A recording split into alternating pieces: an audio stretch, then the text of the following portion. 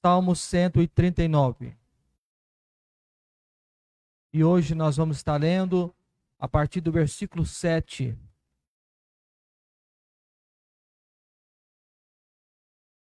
A onipresença e onipotência de Deus. Salmo 139.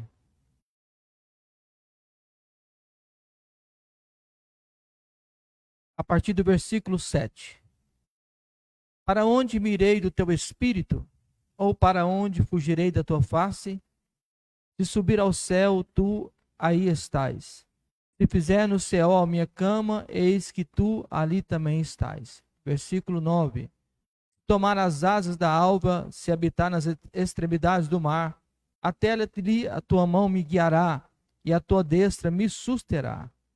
De certo que as trevas me encobrirão, então a noite será a luz à roda de mim. Nem ainda as trevas me escondem de ti, mas a noite resplandece como o dia. As trevas e as luzes são para ti a mesma coisa. Pois possuíste o meu interior, entreteceste no ventre da minha mãe.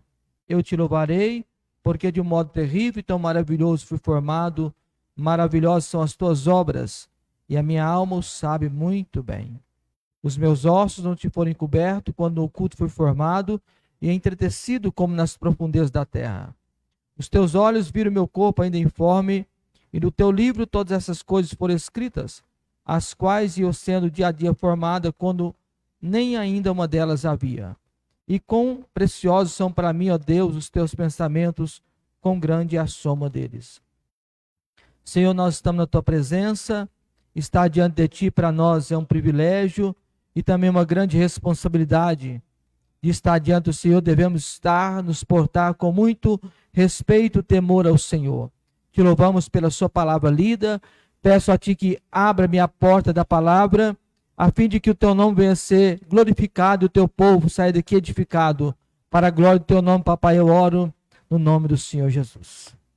Você pode tomar o seu assento e nós vamos estar hoje analisando esses salmos. Nós começamos semana passada no tema Servindo um Deus que nos conhece profundamente. Esses salmos, como eu disse para os irmãos, ele é dividido em 4 partes. Primeiro apresenta um Deus onisciente, depois um Deus onipresente, um Deus onipotente e por último um Deus santo e soberano. Nós vimos semana passada que Deus ele é tanto transcendente quanto imanente, ou seja, ele transcende, não temos como pegar Deus, porque ele é muito maior. E ao mesmo tempo ele é imanente, é um Deus que relaciona conosco. Isso é uma graça do Evangelho do Senhor Jesus Cristo, que nos permite nós recebermos o Espírito Santo. Quem tem Jesus, ele tem o Espírito Santo morando dentro dele. E nós vimos semana passada apresentando sobre um Deus onisciente. E hoje eu quero estar pensando com os irmãos sobre um Deus onipresente. E também um Deus onipotente. Permitindo o Senhor Deus, nós vamos estar caminhando nessas duas perspectivas. A partir do versículo 7... o salmista, ele escreve assim: para onde me irei do teu espírito? Ou para onde fugirei da tua face? Se subir aos céus, tu aí estás. Se fizer no céu a minha cama, eis que ali também tu estás. O salmista, ele é inspirado pelo Espírito Santo, porque nós sabemos que a Bíblia Sagrada é a palavra de Deus. E toda a palavra de Deus escrita, verbalizada, ela foi inspirada pelo Espírito Santo. Portanto, o que está escrito aqui é verdade. E o salmista, ele faz uma pergunta. E a pergunta dele é a seguinte: para onde me irei do teu espírito? Ou para onde fugirei da tua face? Deus é um Deus onipresente, que está presente nos céus e nas profundezas. A pergunta do salmista é uma pergunta muito inteligente e uma pergunta que nos faz pensar. Tem como nós fugirmos da presença de Deus? E ele mesmo responde: se subir aos céus, tu aí estás. Se fizer no Seol ou no inferno, a minha cama, eis que ali também tu estás. Nós percebemos que Deus, que não existe rotas de fugas. Deus está presente em todos os lugares. Essa grandeza do Deus que servimos, ela é tão maravilhosa. Deus, ele está aqui conosco. Ele está na Rússia, ele está no Japão, ele está aqui conosco. Ele está nos palácios, ele está nas favelas, ele está em todo lugar. Não tem como nós fugirmos da presença do Senhor Deus. Porque esse Deus que servimos, ele é um Deus criador. Ele é o poderoso, é o único que consegue estar presente em todos os lugares. Somente Deus pode estar presente em todos os lugares. Somente ele é onipresente. E nós sabemos que Deus é uno, ao mesmo tempo trino. Ou seja, há um único Deus. Essa palavra único, quando nós vimos ela, é um único de pluralidade. Pai, Filho, Espírito Santo. Logo, o Pai é Deus, o Filho é Deus, o Espírito Santo é Deus. E a pergunta do salmista é: para onde me irei do teu Espírito? Ou para onde fugirei da tua face? E a Bíblia, ela relata a história de um homem. Eu quero que você abra a sua Bíblia no livro do profeta Jonas.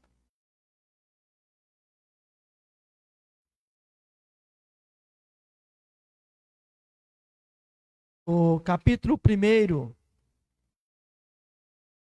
e o versículo 1 e 2.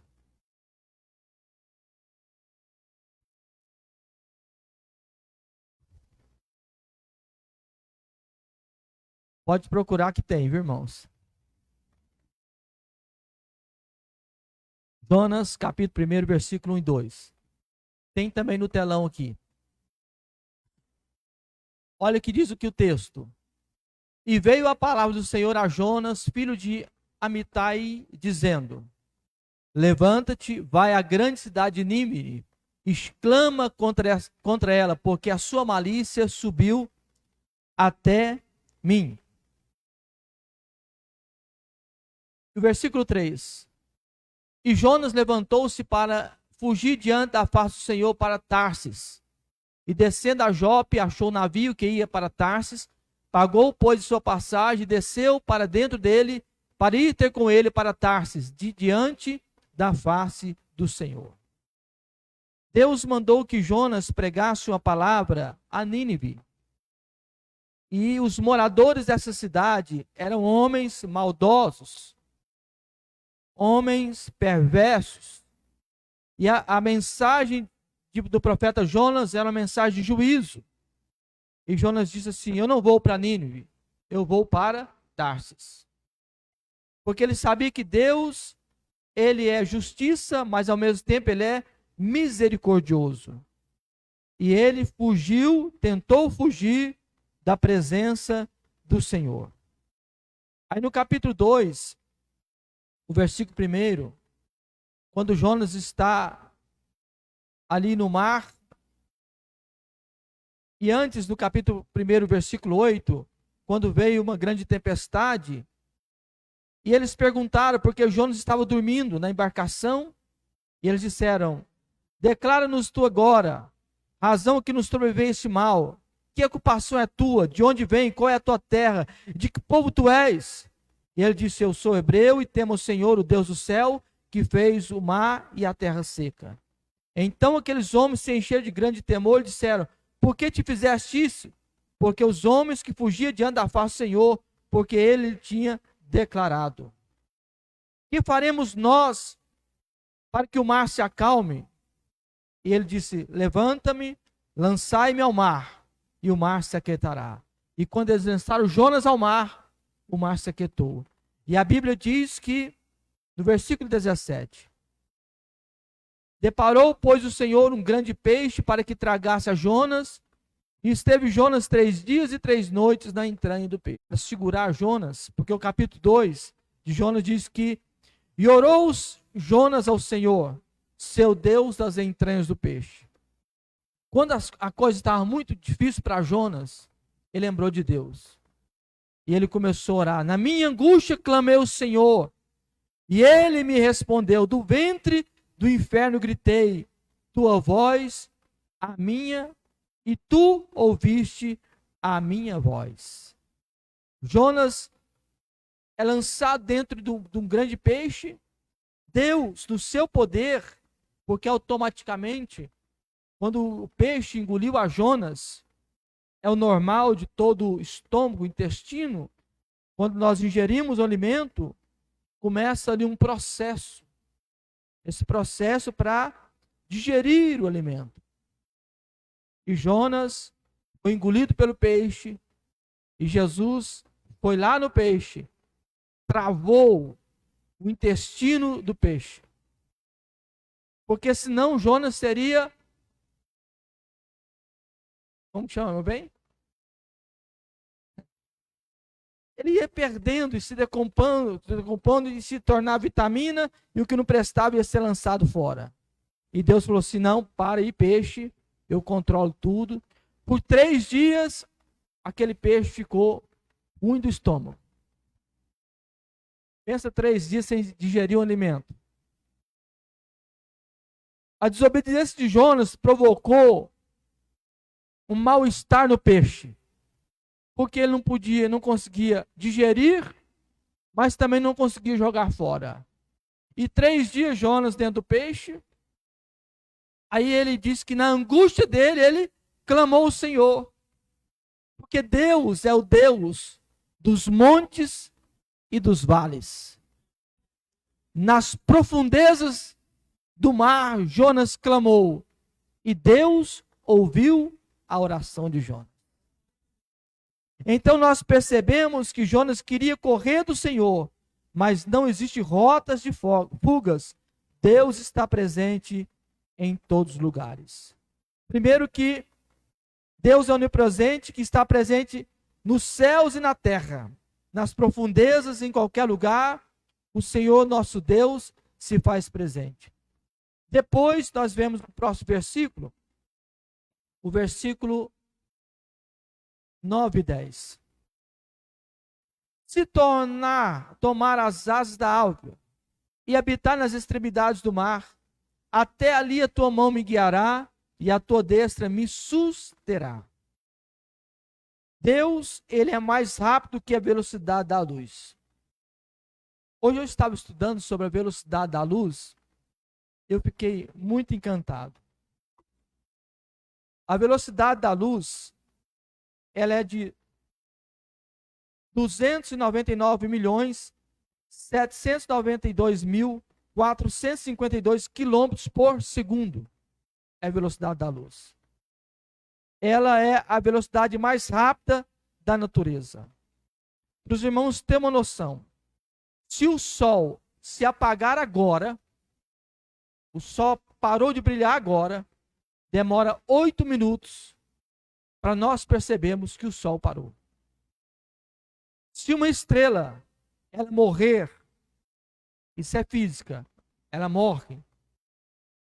E existem estrelas que estão a 4.000 anos-luz do planeta Terra. Ou seja, essa estrela morre agora, vai saber, nós vamos ter consciência que essa estrela morreu 4 anos depois. E a Bíblia diz que Deus conta as estrelas pelos seus nomes. Cada uma delas tem um nome. São sextilhões de estrelas que existem no universo. Deus conta todas pelos seus nomes. E quando nós vemos o salmista perguntando e declarando: se eu tomar as asas da alva e se habitar nas extremidades do mar, Até ali a tua mão me guiará, e a tua destra me susterá. Ou seja, Deus, ele é mais rápido do que a velocidade da luz. E a velocidade da luz é a velocidade mais rápida que o homem consegue perceber. Até hoje não conseguiu uma velocidade mais rápida do que a velocidade da luz. Mas Deus, ele é mais rápido do que a velocidade da luz. Ele é rápido e é poderoso.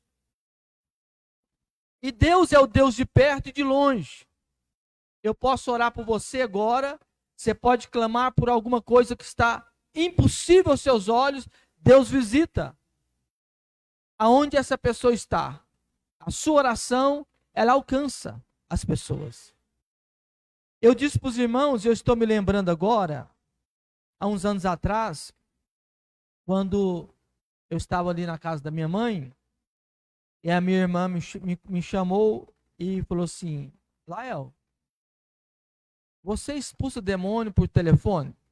Eu disse: não, nunca fiz isso não. Não, mas dá uma olhadinha. E quando ela me mostrou, ela estava no chamado ao vivo, e eu vi aquela cena, uma criança possessa pelo inimigo, uma criança de colo. E essa mulher, me parece que ela estava em Santa Catarina. Quando eu olhei, a mãe falou assim: me ajude, me socorre. E a criança possessa pelo inimigo. E ela se mexia e falava como voz de um homem. Eu nunca tive tido essa experiência. Aí eu falei assim: Senhor, Tu és o Deus dos montes e dos vales. Tu estás aqui e Tu estás lá. Eu lhe peço que o Senhor repreenda esse espírito imundo. E eu repreendi no nome de Jesus. E foi uma batalha. Quando eu estava repreendendo, eu percebi que a criancinha fez assim: ah. Eu falei assim: mamãe, a voz mudou. Porque para Deus não existe distância para Ele operar. O Senhor que nós servimos é um Deus poderoso e não existe rotas de fuga. Ele é mais rápido do que a velocidade da luz. Então não há como nós fugirmos da presença do Senhor. E Ele é um Deus onipresente, primeiro, que está presente nos céus e nas profundezas, é mais rápido que a velocidade da luz, e que tudo está patente aos teus olhos. Olha o que diz o versículo 11 e 12. Se der certo, que as trevas me encobrirão, então a noite será a luz à roda de mim. Nem ainda as trevas me escondem de ti, mas a noite resplandece como o dia, e as trevas e a luz são para ti as mesmas coisas. Tudo está patente aos olhos de Deus.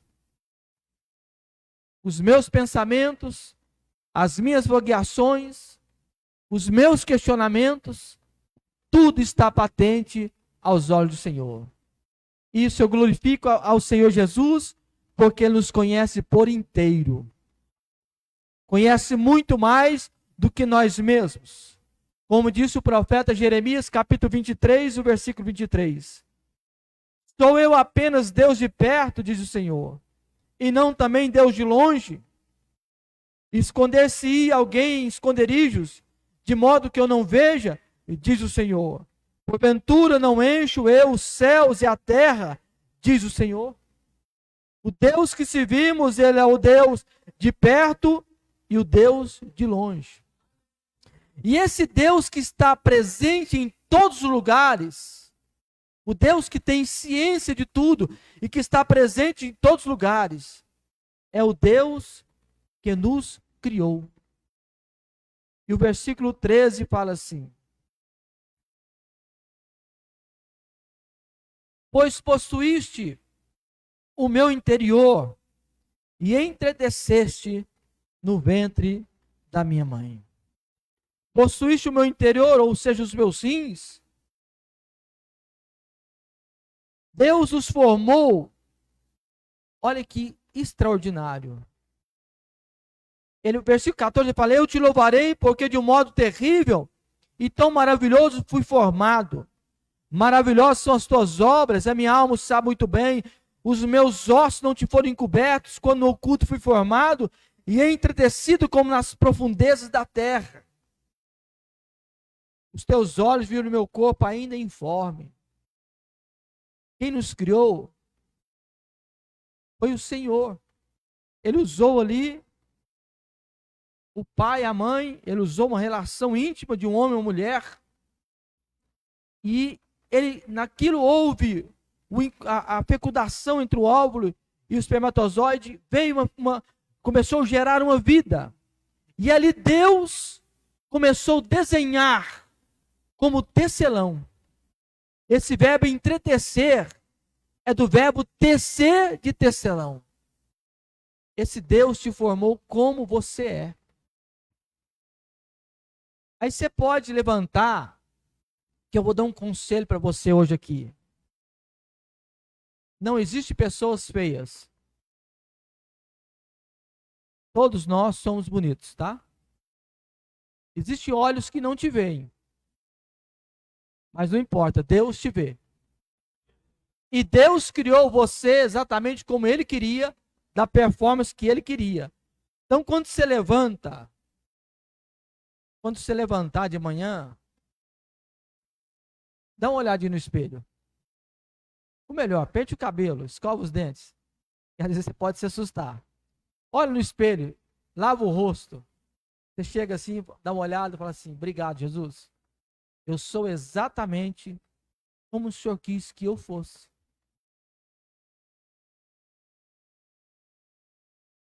Há uns nasceu baixo, outros alto. Uns é mais gordinho, outros mais magrinho. E Deus, meus irmãos, conhece todos. E Ele nos criou de forma diferenciada. Não existe ninguém semelhante a você. Pode ter pessoas que parecem com você, mas tem algo que só você tem diferente, que é a sua digital. Só existe uma digital. Já pensou nessa grandeza de Deus, irmãos? Quantos milhões e milhões de pessoas que já passaram e que até hoje existe? No começo da humanidade, desde Adão até hoje, quantas milhões de pessoas já passaram? E só existe absolutamente uma digital, que é a sua. Não tem outra digital igual à sua. Porque Deus estava dizendo assim: você é propriedade meu, eu criei você como eu quis que você nascesse. E ele fala: entretecido fui. Esse entretecido é do verbo tecer, do tecelão. Já viu o tecelão? É o verbo tricotar, de formar uma arte. Quando ele começa a tricotar, aquelas irmãs que fazem crochê, sabe? Vai pegando assim, a irmã está lá 2 metros, ela olha, deu tudo errado, aí tira fio por fio, volta tudo de novo. Quando você estava lá sendo gerado, quando eu estava sendo gerado no ventre da minha mãe, Deus, como grande tecelão, o arquiteto, ele foi tecendo e foi desenvolvendo os meus olhos, os meus lábios, cada detalhe do meu corpo, Deus foi criando de forma que não existe ninguém igual você. Deus teve o cuidado tão grande de colocar-nos nós, cada um de nós, uma digital. Tantas pessoas que existem, você pode colocar a sua digital, não existe ninguém como você. Porque Deus nos criou para sermos assim como nós somos. E nós somos justamente a imagem e a semelhança de Deus. Tu me tecestes, tu me conheces. Tu conheces, Deus onipotente que formou o interior, que conhece os detalhes mais íntimos do meu ser. Os meus ossos não me foram encobertos quando o oculto fui formado e entretecido como nas profundezas da terra. Os teus olhos viram a substância ainda informe, e no teu livro foram escrito todos os meus dias, cada um deles escrito e determinados, quando nenhum deles ainda havia. Existe um teólogo que diz que ossos na construção poética judaica são indicativos daquilo que há de mais profundo na gente. Deus nos conhece. E Ele colocou exatamente um tempo determinado para a nossa vida. Quando você nasceu, quando nós nascemos, Deus foi escrevendo no seu livro. Porque existe um livro, o livro da vida. Existe um livro de Deus que Ele foi escrevendo os detalhes da sua vida e todos os seus dias foram anotados. Até o dia de amanhã. Deus sabe tudo. E a Bíblia diz que Deus sabe quantos dias, anos e meses nós teremos. Abra sua Bíblia, por favor. Jó, capítulo 14, versículo 5.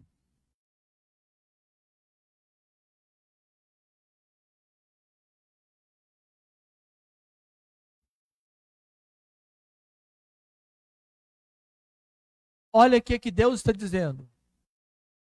Visto que os seus dias estão determinados, contigo está o número dos seus meses, e tu lhe puseste limites, e não passarás além deles. Até os nossos dias, meses e anos são contados pelo Senhor. E ninguém consegue passar os limites daquilo que Deus estabeleceu para a nossa vida. Olha que Deus extraordinário. Que nos criou, o nosso corpo perece, o nosso corpo tem uma data de validade, mas quando fecharmos os olhos aqui, se amarmos Jesus, nós estaremos encontrando com o Senhor Jesus e tendo um corpo espiritual como o do Senhor Jesus. Existe uma tradução de uma Bíblia chamada A Mensagem. Ele faz uma paráfrase da Bíblia e ele fala assim, o versículo 16. Como livro aberto, tu me viste crescer desde a concepção até o nascimento. Todos os estágios da minha vida foram exibidos diante de ti. Os dias da minha vida todos preparados, antes mesmo de eu ter vivido o primeiro deles. Quando nós nascemos, Deus cria um plano, um projeto. E o que acontece então de algumas pessoas não viver esse projeto? Porque Deus deu o livre-arbítrio para o ser humano. Deus não é um ditador, Ele deu a liberdade. Ele nos criou e Ele foi escrevendo uma rota para nós. E às vezes, na rota que Deus escreveu para mim, eu, por desobediência, eu desvio da rota. Não foi o que Jesus planejou para mim. E eu sei que não foi o que Jesus planejou para mim. Eu conheci Jesus, conheci a palavra, mas eu distanciei, virei as costas, parei. Aí, o que acontece? O tempo passa. E passa alguns anos, 20 anos. Eu volto, eu estou no caminho, saí do caminho. Faltou 20 anos, eu voltei para o caminho. Só que às vezes não dá tempo para cumprir aquilo que Deus queria cumprir, por causa da minha desobediência. Eu saí da rota, quando eu voltei para a rota, já não tinha mais tempo. Qual é o conselho que eu deixo hoje para os irmãos? Trazendo a aplicação dessa palavra para nós.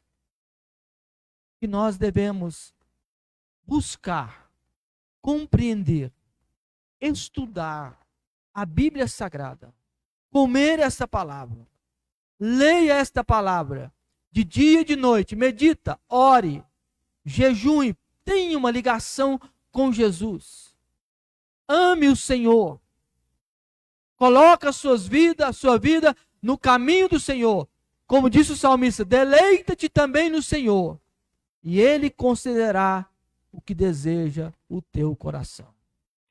Que possamos voltar os nossos olhos a caminhar somente naquilo que Jesus realmente tem para a nossa vida. Porque Jesus tem projetos bons para nós. O projeto de Jesus para a nossa vida são projetos de bênção e de paz. Olha, o Deus que viu o meu corpo ainda informe, e no teu livro todas essas coisas foram escritas, as quais iam sendo dia a dia formadas, quando ainda nenhuma delas havia. E ele, no versículo 17, ele fala assim: e quão preciosos são para mim, ó Deus, os teus pensamentos. Quão maravilhosos são, ó Deus, os teus pensamentos. Esse Deus que nós servimos, que é o poderoso, o Deus que nos ama, que nos protege, que nos guia, que nos fortalece e que está conosco, que conhece os detalhes mais íntimos da nossa vida.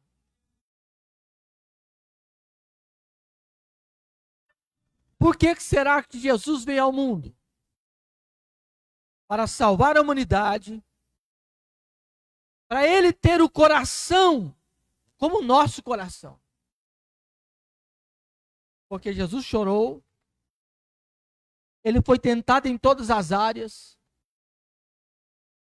Ele compadeceu das pessoas, Ele viu o sofrimento da gente, Ele andava caminhando, Ele sabe o que é o sofrimento do homem, Ele conhece a mente do homem, porque Ele trilhou nessa terra. E hoje Ele pode falar assim: papai, eu conheço. Eu sei o que meu filho está passando. As dores do luto, Deus sabe. Jesus sabe as dores de quem perde um ente querido. Porque cedinho, José, seu pai adotivo, faleceu. Isso é história. Lázaro, seu grande amigo, a Bíblia diz que Lázaro era amigo de Jesus. Olha que impressionante, Lázaro era amigo de Jesus. Quando ele ia em Betânia, na aldeia de Betânia, ele fazia questão de ficar na casa de Lázaro. Não tinha WhatsApp, não tinha telefone. Mas quando ele chegava em Betânia, Lázaro já sabia. O seu quarto, Jesus, já está preparado. O lugarzinho do Senhor está aqui. Na minha casa, o Senhor tem um lugar. Que privilégio de Lázaro, de Marta e Maria, receber na sua casa o próprio Senhor Jesus. E eu quero dizer uma palavra para você de Jesus para o seu coração. Jesus, Ele mora com a gente também. Ele mora conosco. Quando você vai lá para sua casa, Ele mora com você. Quando você vai pelas cidades caminhando, Ele está com você. Esse Jesus nos ama a ponto de sempre estar conosco, nos acompanhando diariamente. A ponto do salmista falar assim: Senhor, quão preciosos são para mim, ó Deus, os teus pensamentos. Tu és muito maior do que eu penso. Tu és muito mais gracioso e maravilhoso do que eu penso. Porque se eu for em qualquer lugar, tu estás. Tu tens ciência de todas as coisas. E esse Jesus que nos convida a nós sermos amigos dele. Permita, de fato, Jesus ser seu amigo, o melhor amigo. Aquele que você pode contar os segredos para ele. Você pode abrir o seu coração para ele. Porque Jesus, o jogo é aberto. Não existe palavra de falsidade. Nós não precisamos impostar a voz para falar com Jesus. Fala do jeito que você fala. Ele te entende, ele te compreende. Na fila do banco, quando você clama, Deus te escuta. Tem uma história de um irmão. Eu estou falando de fila de banco, eu estou lembrando, já estou enterrando a minha palavra. Ele foi receber no banco. e ele era um homem muito fiel, dizimista, e ele pegou o dinheiro dele, já separou disso, colocou num bolso, aquela história que a gente sabe, e colocou o salário dele no outro. E o ladrão assaltou. Um acho que tinha colocado no bolso, outro na camisa. Aí ele falou assim: Senhor, o ladrão pegou o dele, o dízimo ele não pegou. Aí ele falou assim: Jesus, tirou aqui, o do senhor está aqui.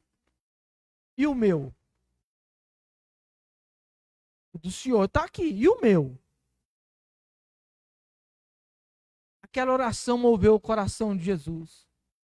Porque aquele dinheiro na mão daquele ladrão perturbou aquele homem, a ponto dele devolver aquele dinheiro.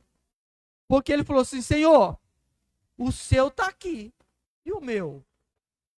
E Jesus, que sabe tudo, que tem conhecimento de todas as coisas, que prescuta a mente do homem, que controla o universo que o seu mão, ouviu aquela oração e moveu. Então o Deus que servimos é um Deus que move os céus e a terra. E nós podemos cantar com muita alegria, como as crianças cantam: meu Deus é um Deus grandão. Não é isso que os meninos cantam? Meu Deus é um Deus grandão. Eu sirvo um Deus que é poderoso, que conhece tudo de cada um de nós. Portanto, que Deus te abençoe.